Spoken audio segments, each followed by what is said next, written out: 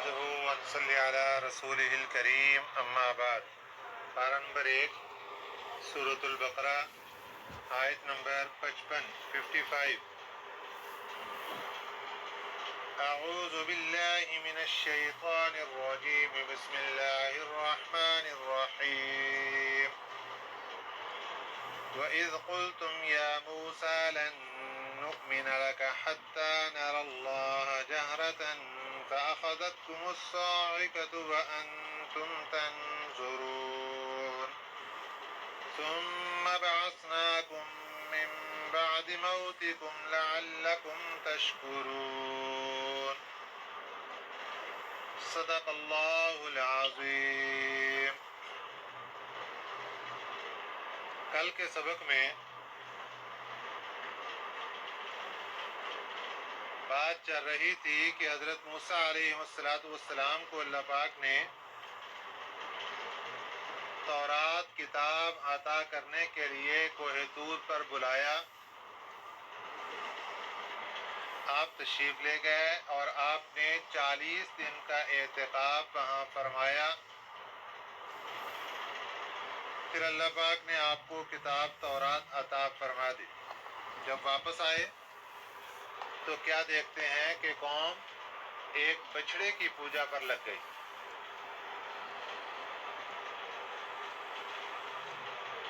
یہ ساری بات تفصیل سے کل گزر چکی. پھر اللہ پاک نے ان کی توبہ کی صورت بیان فرمائی. اس کے بعد جب سب معاملات ہو چکے اب قوم نے کہا کہ ٹھیک ہے پیارے کلیم، آپ کوہ طور پر تشریف لے گئے تھے اور اللہ پاک نے آپ کو کتاب تورات عطا فرمائی تھی.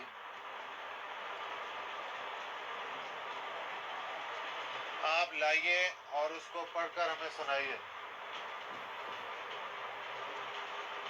بتائیے کہ اس میں اللہ تعالیٰ کیا ارشاد فرما رہے ہیں اور ہمارے لیے کیا حکم ہے. حضرت موسیٰ علیہ السلام نے تورات کتاب پڑھنی شروع کی تو بنی اسرائیل کے لوگ اللہ کے احکامات سن کر کہنے لگے کہ ہمیں کیسے یقین آئے گا کہ یہ واقعی اللہ تعالیٰ کی بات ہے اور اللہ تعالیٰ نے ہی کتاب دی ہے آپ کو.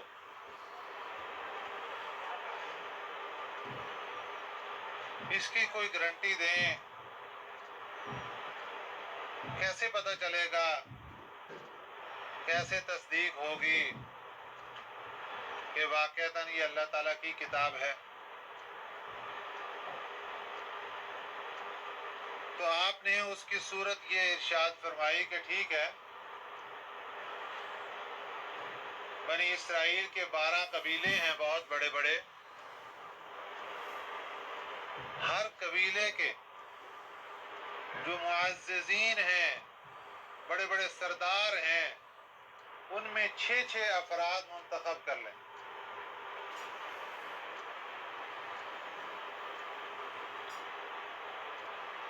تو ان کو میں اپنے ساتھ لے جاتا ہوں کوہ طور پر اور وہاں سے تصدیق کروا دیتا ہوں کہ واقعی اللہ تعالیٰ کی کتاب ہے.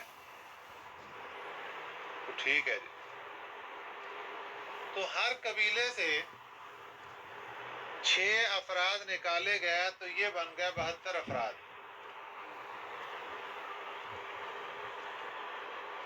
ان میں 2 آدمی جن میں ایک کا نام یوشع تھا اور ایک کا نام قالب تھا، آپ 2 نقطوں والا. یہ 2 حضرات نے کہا کہ ہم یہیں بیٹھ کر آپ کی اس کتاب کی تصدیق کرتے ہیں اور ہمارا ایمان ہے، لہذا ہمیں وہاں جانے کی ضرورت نہیں ہے. 2 افراد پر یہ ذمہ ہو گئے. باقی 70 افراد کو لے کر حضرت موسیٰ علیہ السلام کوہ طور پر پہنچے.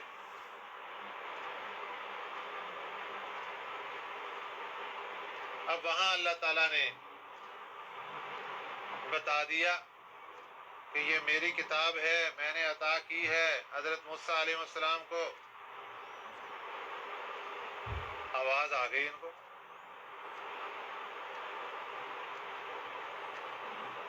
کہنے لگے جی جناب یہ جو آواز آ رہی ہمیں کیسے پتہ چلے گا کہ یہ اللہ تعالیٰ کی ہی آواز ہے؟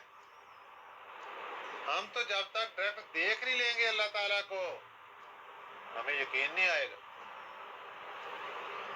اللہ تعالیٰ کو جلال آ گیا، تجلی پڑی ان پر، اور یہ سب کے سب وہیں خاک ہو گئے، مر گئے سارے کے سارے. ادھر جب سب مر گئے تو حضرت موسیٰ علیہ السلام اور پریشان ہو گئے کہ یا اللہ یہ کیا ماجرا ہوا، قوم والے پہلے ہی بات ماننے کے لیے تیار نہیں ہیں، کام پہلے بہت خراب ہے، اور جب میں ان کو جا کر بتاؤں گا کہ ایسا واقعہ پیش آیا اور وہ سب کے سب وہیں مر گئے تو قوم والے تو مجھے نہیں چھوڑیں، تو یا اللہ آپ شفقت فرمائیے. تو اللہ پاک نے ان 70 افراد کو دوبارہ زندہ فرما دیا. یہ بھی اللہ تعالیٰ کی انعام دیکھیں، بنی اسرائیل کے لاڈ دیکھیں، انعامات دیکھیں. اللہ نے ان 70 افراد کو دوبارہ زندہ فرما دی. اور مفسرین اکرام بڑی پیاری بات لکھتے ہیں، فرماتے ہیں کہ ان کی روح اللہ پاک نے سر کی طرف سے جب داخل کرنا شروع کی تو آنکھیں کھل گئیں. اب کیا دیکھ رہے ہیں کہ نیچے والا دھڑ ہمارا سارے کا سارا گلا سڑا پڑا ہے. اب اس کے اندر ایسا ایسا روح جا رہی ہے، جہاں جہاں سے گزرتی جا رہی وہاں زندگی ملتی جا رہی. تو یہ اللہ پاک نے دکھا دیا کہ جو اللہ ابھی تمہیں مرنے کے بعد دوبارہ زندگی دے رہا ہے، اسی اللہ کے پاس اختیار موجود ہے کہ جب تم مر جاؤ گے، مٹی ہو جاؤ گے، پھر تمہیں دوبارہ زندہ کھڑا کرے گا اور اپنے سامنے لا کر حساب و کتاب کرے گا. یہ اللہ پاک نے دکھا دیا. چنانچہ آگے واپس وَإِذْ قُلْتُمْ يَا مُوسَىٰ، جب تم نے کہا اے موسیٰ، لن نؤمن لک، ہرگز نہیں ہم ایمان لائیں گے آپ پر، حتی نر اللہ جہرتاً، یہاں تک کہ ہم دیکھ لیں اللہ تعالیٰ کو جہرتاً سامنے. ہم آپ کی کتاب کی تصدیق نہیں کریں گے جب تک کتاب سامنے نہیں دیکھ لیں. اللہ تعالیٰ کی ذات کو سامنے نہیں دیکھ لیں گے، ہم کتاب کی تصدیق نہیں کریں. فَأَخَذَتْكُمُ الصَّاعِقَةُ، پھر پکڑ لیا تمہیں بجلی نے، وَأَنْتُمْ تَنْظُرُونَ، اور تم دیکھ رہے تھے. سب مر گئے. یہاں ایک مسئلہ یہ یاد رکھیں، کیا دنیا میں کسی کے پاس یہ آنکھ موجود ہے کہ جس سے وہ اللہ کا دیدار کر سکے؟ دنیا کے جہاں میں زندگی میں رہتے ہوئے کسی کے پاس وہ آنکھ نہیں ہے جس سے وہ اللہ کا دیدار کر سکے. ہاں، خواب میں یہ دیدار ممکن ہے اور بہت سے لوگوں کو ہوتا ہے،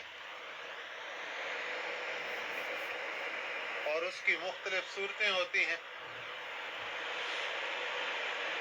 ایک اللہ والے تھے، جب ان کا آخری وقت آیا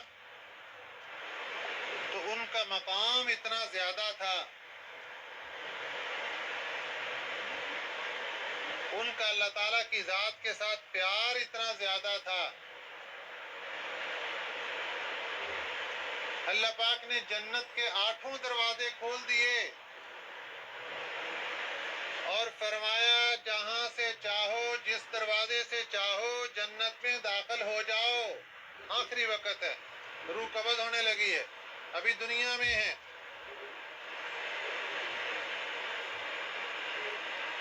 ان کا مقام اور مرتبہ بہت زیادہ تھا. ایسے تو لاکھوں نہیں، کروڑوں نہیں، اربوں خربوں میں کوئی ایک ہوتا ہے۔ انہوں نے زبان سے کلمات کہہ دیے کہ اے میرے اللہ، اگر میں نے ساری زندگی اسی کام کے لیے عبادت کی تھی کہ جنت ملے، پھر تو میں نے اپنی عمر ہی ضائع کر دی۔ میں تو تڑپتا رہا آپ کے دیدار کے لیے، میں تو تڑپتا رہا آپ کی محبت کی خاطر، آپ کو دیکھنے کی خاطر۔ اللہ نے فرشتوں سے فرمایا پردے ہٹا دو۔ اس اللہ والے کو ادھر اللہ کا دیدار ہو رہا ہے اور ادھر دنیا سے جا رہے ہیں، روح قبض ہو رہی ہے۔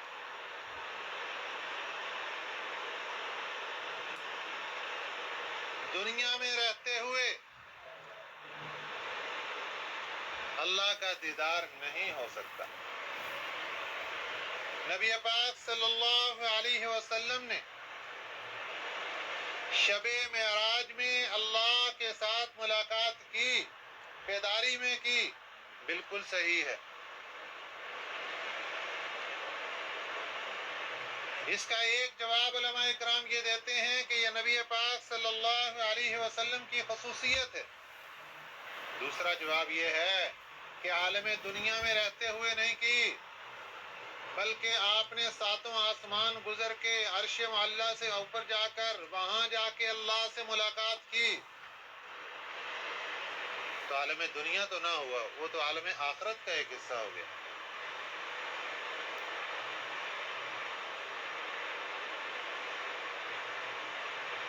ثم بعثناکم من بعد موتکم، پھر ہم نے اٹھا دیا تمہیں، اٹھا کھڑا کیا تمہیں، من بعد موتکم، تمہارے مر جانے کے بعد۔ وہ 70 افراد جب انہوں نے کوہ طور پر کھڑے ہو کے اللہ تعالیٰ کے بارے میں بات کی کہ جناب ہم تو ڈائریکٹ جب تک نہیں دیکھیں گے ہمیں کیسے یقین آئے گا، مر گئے، بجلی گری، مر گئے۔ اللہ نے دوبارہ زندہ کیا حضرت موسیٰ علیہ السلام کی دعا سے۔ ثم بعثناکم، پھر ہم نے تمہیں کھڑا کر دیا، من بعد موتکم، تمہارے مر جانے کے بعد، لعلکم تشکرون، تاکہ تم شکر ادا کرو۔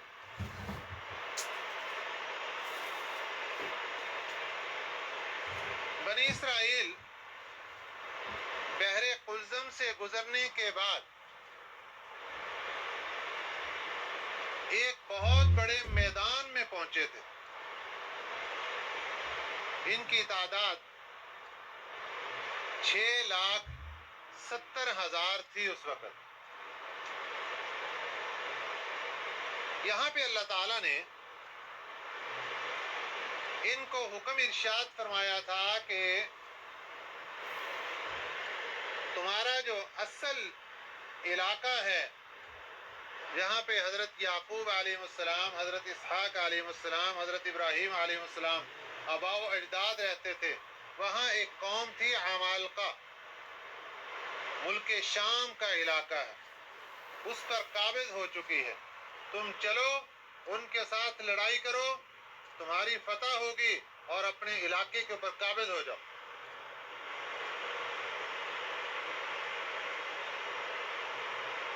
قوم عمالقہ کا رعب اور دبدبہ بہت پھیلا ہوا تھا کہ بڑی جنگجو قوم ہے، بڑی طاقتور قوم ہے۔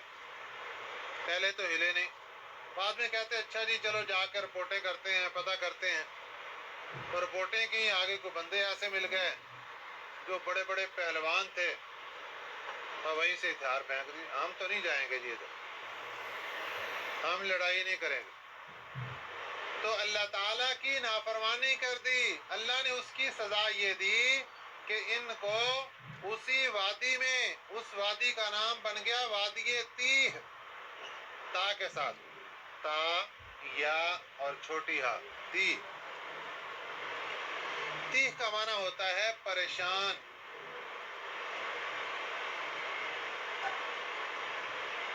ایسی وادی جس کے اندر یہ اتنا بڑے قافلے، اتنے بڑے قبیلے اتنے بڑے لوگ اس وادی کے اندر ہی گھومتے رہے. صبح کو چلتے کہ ہم ملک مصر واپس جاتے ہیں. رات ہو گئی، قیام کیا. صبح جب اٹھتے تو جہاں سے چلے تھے وہیں بیٹھے ہیں. پھر تو جہاد کا انکار کر دینے کی وجہ سے اللہ تعالیٰ نے اسی وادی کے اندر ان کو گم کر کے رکھ دیا، گما دیا اور پریشان کر دیا. اس لیے اس وادی کا نام وادی تیہ بن گیا. اب وہیں پہ رہتے ہوئے وہاں پر نہ کوئی پہاڑ ہے، نہ کوئی درخت کا سایہ ہے. کچھ چار جو خیمے لگائے تھے پھٹ گئے. حضرت موسیٰ علیہ السلام کے سامنے آئی قوم، اے اللہ کے پیارے کلیم، دھوپ کی شدت بہت زیادہ ہے، اللہ تعالیٰ سے دعا کیجئے. حضرت موسیٰ علیہ السلام نے دعا کی. اللہ تعالیٰ نے ان کو بادل کا سایہ عطا فرما دیا. کیونکہ بات چل رہی بنی اسرائیل کے اوپر ہونے والی نعمتوں کی. ان نعمتوں میں سے ایک نعمت یہ دی، ان کو بادل کا سایہ عطا فرما دیا. ان کو جب پیاس لگی، پینے کی ضرورت پیش آئی، اللہ پاک نے حضرت موسیٰ علیہ السلام کو فرمایا ایک پتھر ہے، اس پر اپنے عصا کو ماریے. وہاں سے 12 چشمے پانی کے پھوٹ پڑے اور ہر قبیلے کو الگ الگ پانی میسر آ گیا.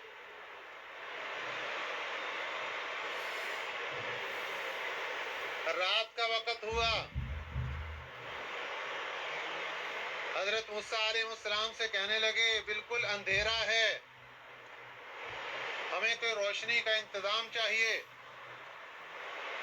تو اس میدان کے بالکل درمیان میں اللہ تعالیٰ نے بہت بڑا ایک مینارہ نور کا وہاں کھڑا کر دیا جو پوری قوم کو روشنی دیا کرتا تھا.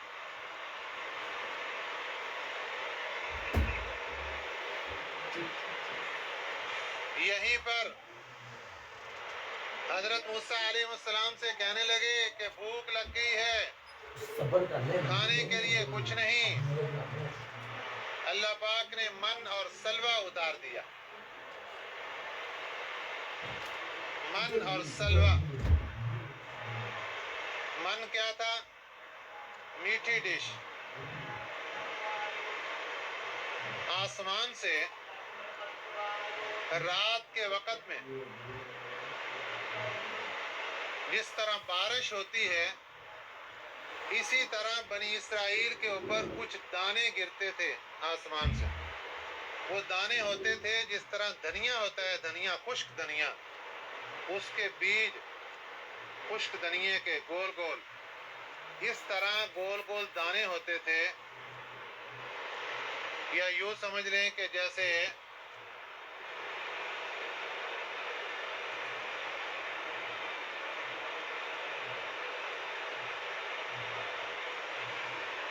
خشک دھنیے کے دانے کے برابر کوئی اور چیز. یہ بچوں کے کھانے کی جو گول گول ہوتی ہیں ٹافیاں ٹائپ، چھوٹے چھوٹے دانے، وہ لگا لیں. ایسا میٹھا یہ آسمان سے گرتا ان کی رہائشوں کے قریب، اور یہ صبح کو اٹھ کر اس کو چن لیتے تھے. اور اس میں غذا بھی ہوتی تھی، دوا بھی ہوتی تھی، طاقت بھی ہوتی تھی. ہم جو خوراک کھاتے ہیں، یہ خوراک ساری کی ساری ہمارے جسم کے لیے طاقت نہیں بنتی. اس میں بہت سا فضلہ نکل جاتا ہے جو ضائع ہو جاتا ہے. اور وہ جو آسمان سے من اترتا تھا، میٹھی ڈش اترتی تھی، وہ ساری کی ساری طاقت کا خزانہ ہوتا تھا.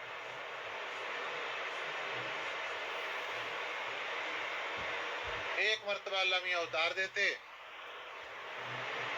رکھ لو بھی، کھاتے رہو، سارے دن کا کھانا مل جاتا تھا.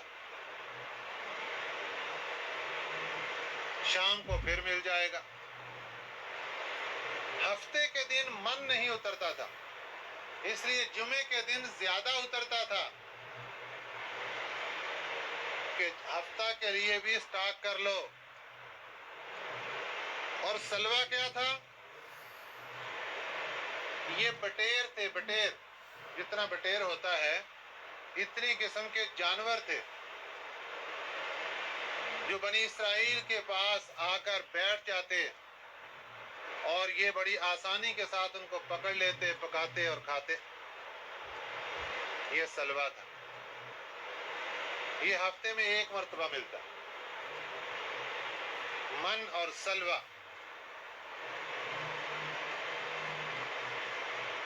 وَظَلَّلْنَا عَلَيْكُمُ الْغَمَامَ، ظللنا کہتے ہیں سایہ کیا، علیکم تمہارے اوپر، الغمام بادل کا، اور سایہ کیا ہم نے تمہارے اوپر بادل کا۔ وَأَنزَلْنَا عَلَيْكُمُ الْمَنَّ وَالسَّلْوَىٰ، وَأَنزَلْنَا اور ہم نے اتارا علیکم تمہارے اوپر، المن والسلوى، من اور سلوہ۔ کلوا من طیبات ما رزقناکم، اللہ نے فرمایا من بھی اتر رہا ہے، سلوہ بھی اتر رہا ہے، کھاؤ، کلو کھاؤ، من طیبات پاکیزہ چیزیں، ما رزقناکم جو ہم نے تمہیں دی ہیں۔ لیکن ایک بات یاد رکھنا کہ سٹاک نہ کرنا،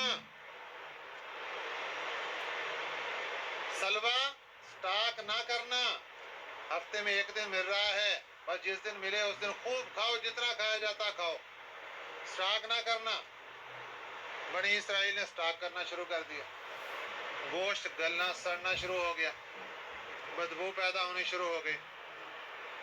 وما ظلمونا اور ہم نے ظلم نہیں کیا، ولکن كانوا انفسهم یظلمون لیکن انہوں نے خود اپنے اوپر ظلم کیا۔ وہ ظلم کیا تھا؟ ایک تو سٹاک کرنا شروع کر دیا، اور دوسرا ظلم یہ کیا کہ تقریباً 17 سے 18 سال تک یہ من اور سلوہ نازل ہوتا رہا۔ ایک دن کہنے لگے حضرت موسیٰ علیہ السلام سے کہ اب ہمارا جی بھر گیا ہے، ہم چاہتے ہیں کوئی اور بھی ڈشیں ہوں، مختلف قسم کے کھانے ہوں۔ اللہ تعالیٰ سے دعا کی حضرت موسیٰ علیہ السلام نے، تو اللہ تعالیٰ نے فرمایا ٹھیک ہے، ان سے کہو یہ فلاں بستی ہے سامنے، اس میں داخل ہو جائیں اور اس ادب سے، اس انداز سے، ان کلمات کو کہتے ہوئے اس بستی میں داخل ہوں، اور وہاں پر ان کو ان کی مرضی اور چاہت کے مطابق سب چیزیں ملیں گی جو چاہیں گے۔ آگے اس کی تفصیل آ رہی ہے، کہنے لگے سبزیاں ہوں، کچھ دالیں ہوں، پیاز ہو، ترکاریاں ہوں۔ من سلوہ کھا کھا کے تھک گئے، تو اللہ نے کیا فرمایا؟ وَإِذْ قُلْنَا ادْخُلُوا، اور اس وقت کو بھی یاد کرو، قلنا جب ہم نے کہا، ادخلوا داخل ہو جاؤ، هذه القرية اس بستی میں۔ یہ بستی کون سی تھی؟ ایک روایت تو یہ ہے کہ یہ بیت المقدس کی بستی تھی، لیکن یہ راجح نہیں۔ ایک روایت یہ ہے کہ یہ اریحہ بستی تھی، اریحہ۔ اللہ نے فرمایا یہ بستی میں داخل ہو جاؤ، فَكُلُوا پھر کھاؤ، منہا اس بستی سے، حیث شئتم جہاں سے چاہو، راغدن جو چاہو، جو تمہارے دل میں آئے، جہاں سے چاہو، ساری بستی میں سب نعمتیں اللہ تعالیٰ عطا فرمائیں گے، وہاں سے کھاتے رہو۔ لیکن ایک حکم ہے، وَادْخُلُوا الْبَابَ داخل ہونا دروازے سے، سجدن سجدے کی حالت میں، وَقُولُوا اور کہتے ہوئے، حِطَّةٌ نَغْفِرْ لَكُمْ خَطَايَاكُمْ، حِطَّةٌ حِطَّةٌ حِطَّةٌ کا معنی ہے توبہ، توبہ، توبہ، یعنی استغفار کرتے ہوئے، عاجزی کا اظہار کرتے ہوئے، اس بستی میں داخل ہونا، وَادْخُلُوا الْبَابَ سُجَّدًا، داخل ہونا دروازے سے سجدن سجدہ کرتے ہوئے، وَقُولُوا اور کہتے ہوئے حِطَّةٌ توبہ. تو فائدہ کیا ہوگا؟ نغفر لکم خطایاکم، ہم معاف کر دیں گے تمہاری غلطیوں کو. اب تک تم سے جتنی غلطیاں ہو چکی ہم ان غلطیوں کو معاف کر دیں گے. وَسَنَزِيدُ الْمُحْسِنِينَ، اور ہم زیادہ دیں گے نیکی کرنے والوں کو. لیکن یہاں کیا ہوا؟ بستی میں داخل ہونے کے لیے چل پڑے.